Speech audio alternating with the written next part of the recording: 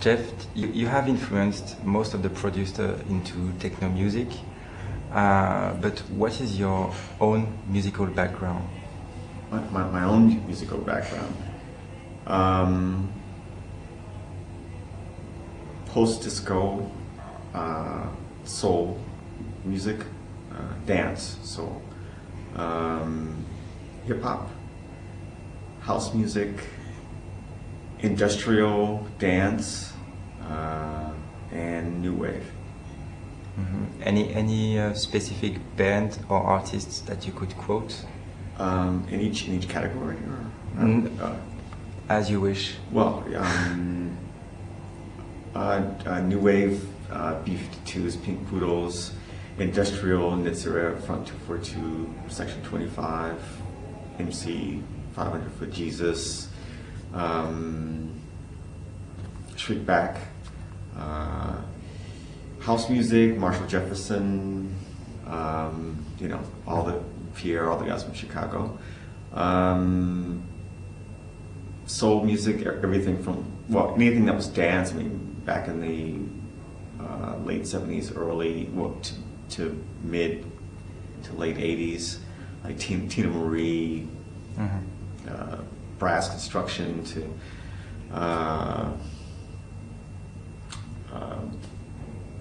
James Brown, to just about anything.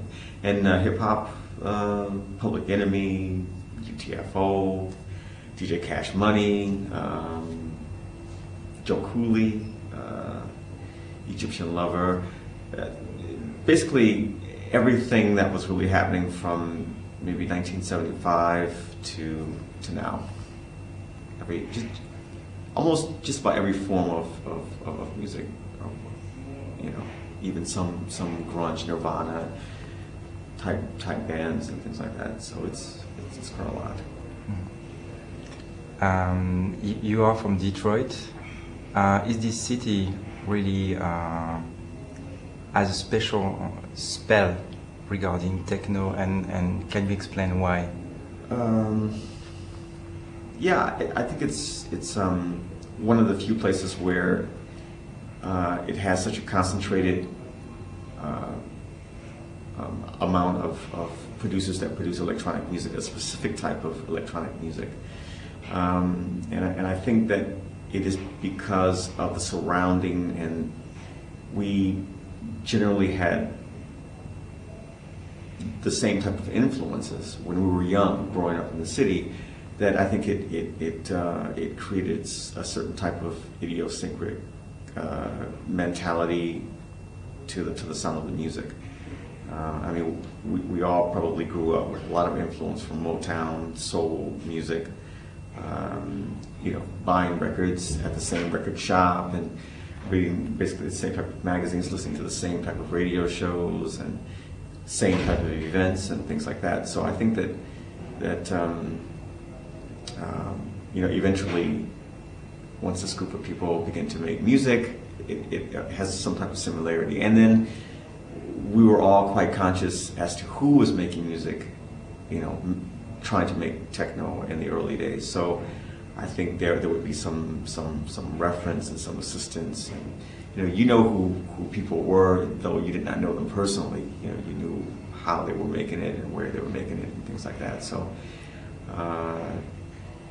so I think it's that community type of atmosphere is what creates the unique sound of Detroit techno. Okay. For you, the beginning was to be a DJ. How did it start? And when? Well, actually, it starts before that. I used to be into skateboarding, actually, and music is very closely tied into that. And I think there's where I really got into music.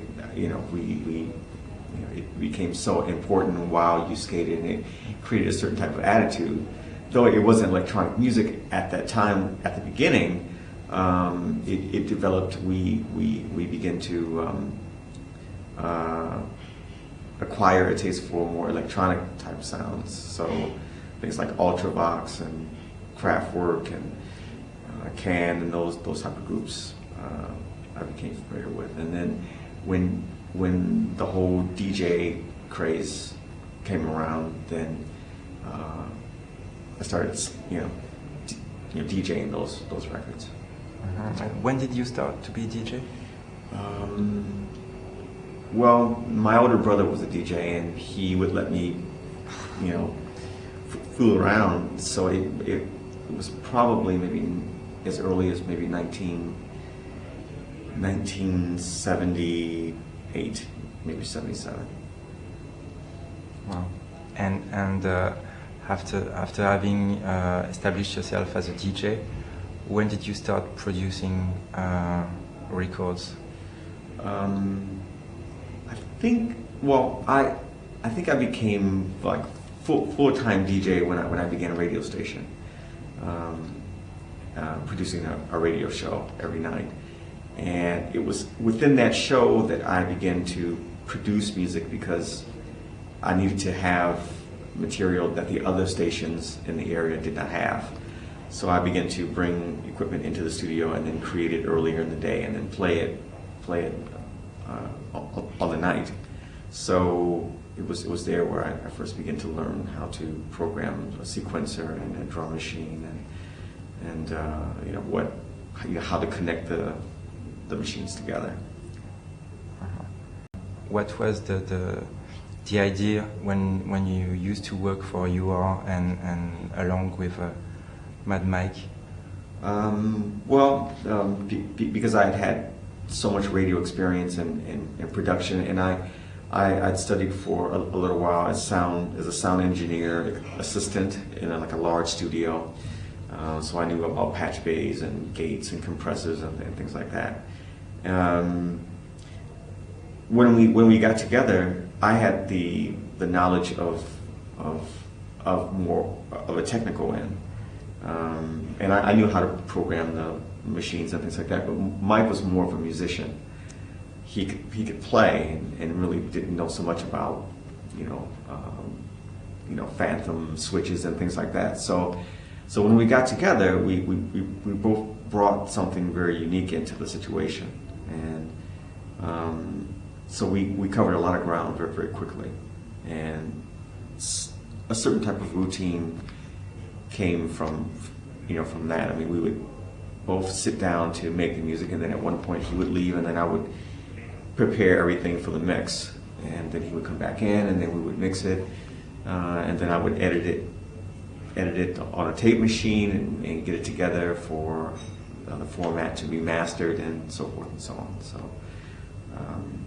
So it was we had a system that we used to work on. Mm-hmm. And when did you start your own label? 1990. Well, the first label was actually a label called Final Cut, which was an industrial label. Mm-hmm. The first techno label was 1992. Mm-hmm. With it was at first by myself. Yeah. And then I asked Robert Hood, who was still in Detroit at the time, to help me run this label, and then that happened for a few years, and then eventually I just ran the label myself. Okay, so this was the beginning of Axis. Yes. I've been said that you are like workaholic, like you work like crazy all the time. Do you know how many records or EPs and albums you did so far? Or is it something that... A number? No, I don't know. Yeah, I mean, I work a lot now, not out of preference, but necessity, I think.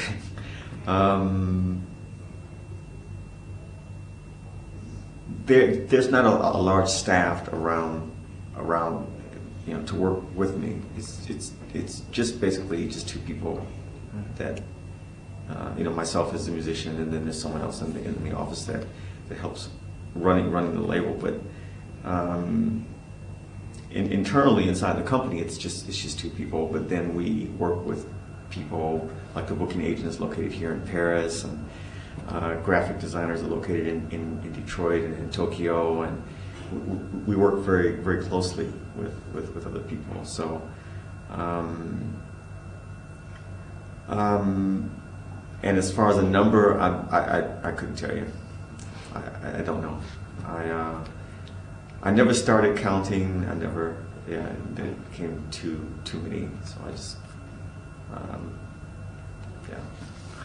Okay, we're gonna talk about your latest album that's gonna be released soon, At First Sight, on a React label.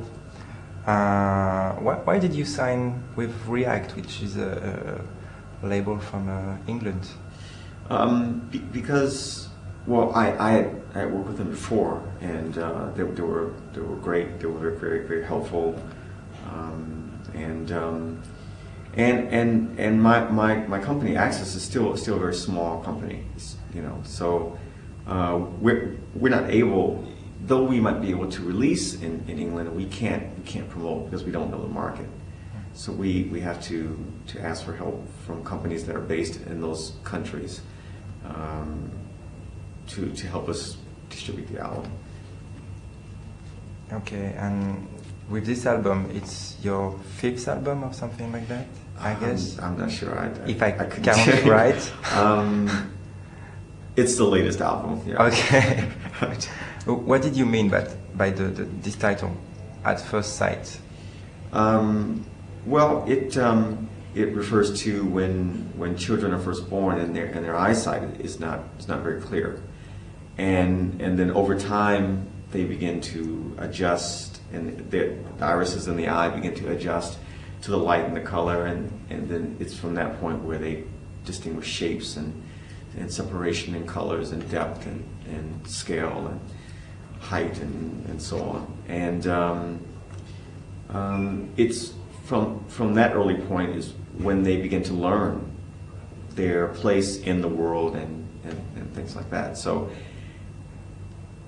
I refer that type of situation to when we were just beginning to learn what techno was and how far it really reached, and back in the late 80s and early 90s, and it was basically that same type of situation. We really did not know how many people were listening to it, where they were listening to it. Everything was very new, and then once we got a sense of what things were, techno really spread, really quickly. I would say maybe 1993, 94.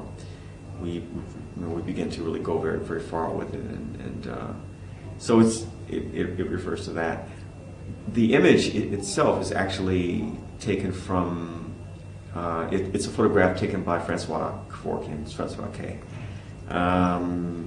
of a party at a club called Yellow in Tokyo, and it's out of focus and then switched around in another position, but so the design itself is actually in regards to the title as well. About the influence, about what is the idea behind the album? What pushed you to release that kind of music?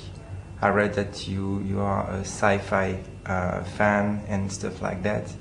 Can you tell us more? Yeah. Well, I wanted to. Well, for a while, I wanted to release an album that consisted of compositions that had the feeling that they were the main and maybe theme track of something, some type of futuristic what if hypothetical situation in the future, and it wasn't until maybe after I had completed Metropolis or the album Time Machine and Every Dog Has Its Day that I kind of really figured out how to, well, not figured out, but I kind of re-looked at the idea of really getting into constructing songs that had melodies and they were composed in a way where they had very unique and different body structures and different formations, And I thought that maybe now is the time to do it, since we're probably at the end of an era where we're tapering off the minimalism, probably venturing into something else. And these days, I'm trying to incorporate more imagery more into the music itself. So I'm referring a lot to film and to moving images. So it just comes out in the album. Yeah, because at first sight, as a cinematographic, atmosphere around it. Yeah, I mean, one of the tracks, the track called Stark, is actually a track that was taken from a project that I had started, which is a documentary project about Detroit. Mm. And what the idea was that I would go back to Detroit, the place where I was born, film a small documentary, and then compose music to it. And that particular track was one of the ones that I had made ahead of time for that particular project. So in all the tracks, there's some type of visual reference that I used. Also about the track Punisher, is that something linked with a UR track or something like that? Yeah, that's the same character that we used in back in UR. And when I left UR, I took that character with me. So I believe Punisher track appeared on Wavefront Transmission 3 on Trezor, and I'm considering maybe putting together a separate album with that type of electronic music, dark, cinematic type of story, type of compositions. Okay. Rather than being the latest experimental techno album, it's more something that goes back to the roots of techno music. Is it something that you really want to do before going to something else? What is the idea behind it? Well, I just thought that after so many years of hearing and DJing and making monotone structured music,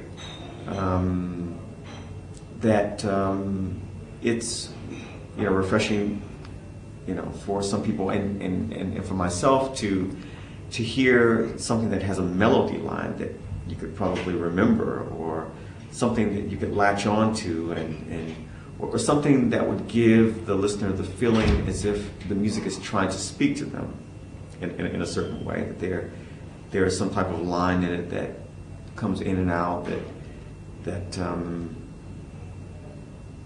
is almost the voice of the track. I thought that would be interesting to kind of revisit and to do that before I move on in another direction. Mm-hmm. How do you take yourself more, as an artist or a producer? I would like to take myself more as an artist, musician. But DJing is such an important part of the whole process that it's actually the same position. And I've made it the same position. When I DJ, I learn from what I need to do in the studio. So I take those experiences and then go back and then compose.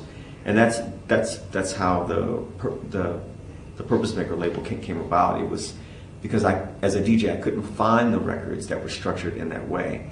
So I decided to go home and then make those tracks. At first, just for myself, to put them on sample discs for me to use. And then I noticed that other DJs were wishing to have the same thing. So I created a whole separate label out of it. There is no collaboration on this album. The actual trend is really to ask for singers, for other producers to do collaboration and stuff like that. why you still want to work on your own? Is it something really important for you? Yeah, it's really important. Well, I think that maybe I feel better about the idea that what is being produced, what eventually comes out on the project or the album, is 100% of the artist's intention. That it's not a compromise, effort. It's not a compromised effort, and that there's no I did not hold back, or I wasn't cautious about the final product itself, and so for me, the feeling that it's more pure, because it's only from me, not from anyone else. There wasn't anyone in the studio. No keyboardist playing the melodies that I thought of. It's just me kind of figuring out how to do it. That the listener would kind of feel that it's not. I'm not a trained musician, so I can't just kind of walk up to a keyboard and just kind of whisk out the. I have to try to figure it out, and I think it's those type of things that eventually the listener kind of feels, what my limitations are, where I excel in certain areas, and I think it's those things that kind of create the character of the track. I mean, when I was in UR, Mike played things that I could never play because I just was not a musician, and so then I think it's more true. I think, actually, though it may not be better, but it's more true, I think. So music, all of it can't be perfect all the time. So I think it's more closer to reality. This is a very good album indeed. But as a DJ, you have played, I would say, everywhere in the world. But what would be your best memory ever? Or a few, if you can't quote just one. There's quite a few.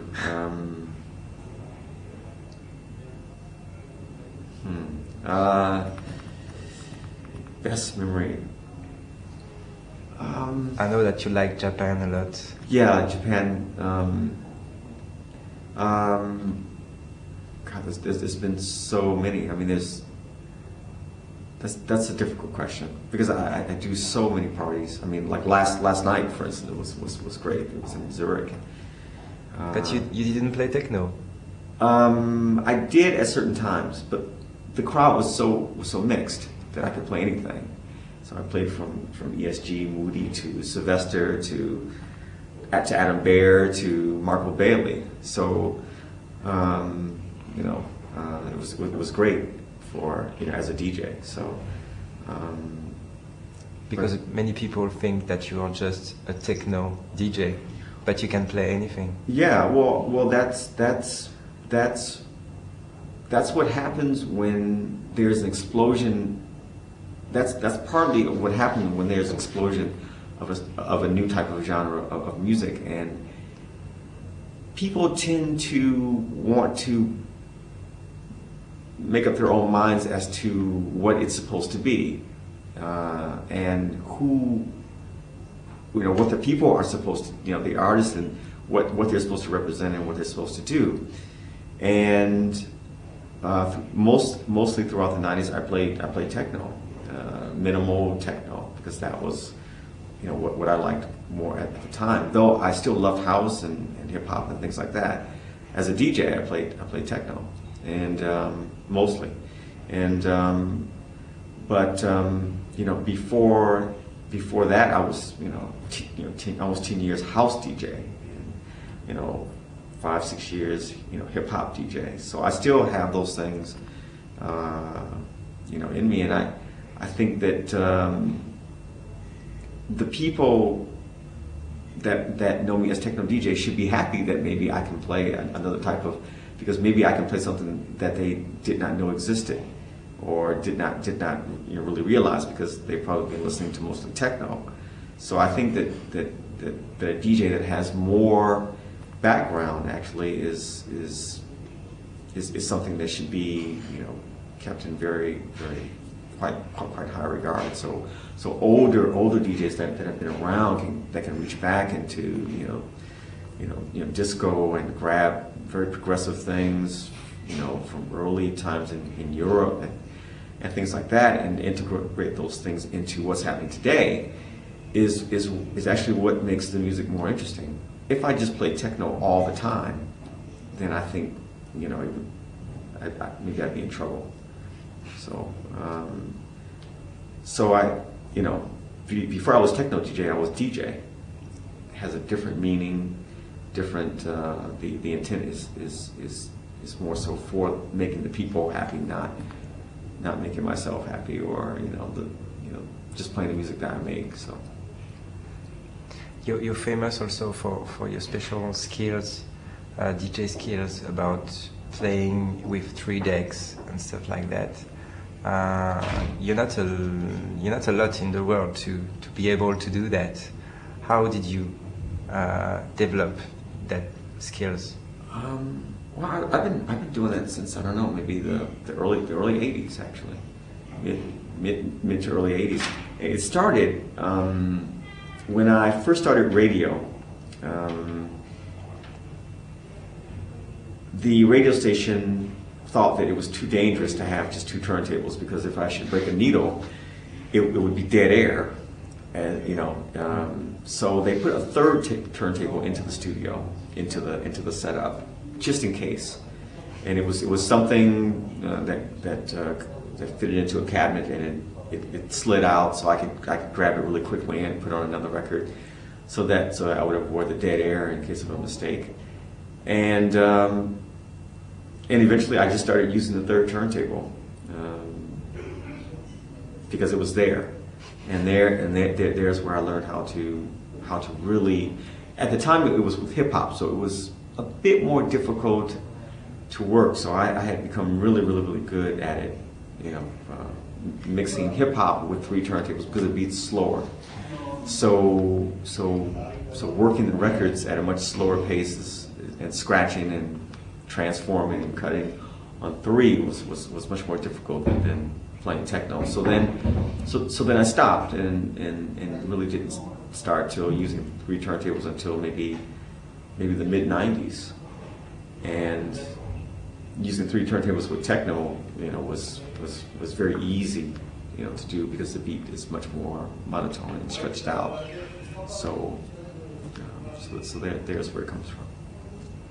Thank you for your time, Jeff, and congratulations for the album. My conclusion would be, I would quote a famous sentence that says, "In the beginning there was Jack," and I would say, "In the beginning there was Jeff." Yeah. Which is the best I can say. Yeah. Great, thank you. Thanks. Okay, thanks.